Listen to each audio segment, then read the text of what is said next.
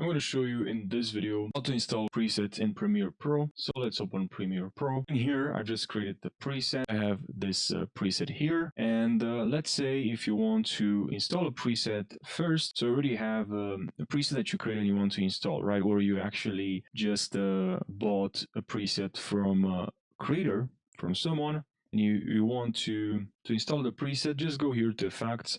You also can see your effects, and then from here we can enable effects, and then from effects here we have presets. Just expand the presets. Now what you're gonna have to do is from here you can right click, and then here you have import presets or export presets. You can also delete the preset or a folder or a preset bin. Okay, and to install now you can just click on import presets, grab your preset and click on open, and now here you have your preset. So yeah, I hope you found this short video helpful. Thanks for watching, and I'll see you in the next video.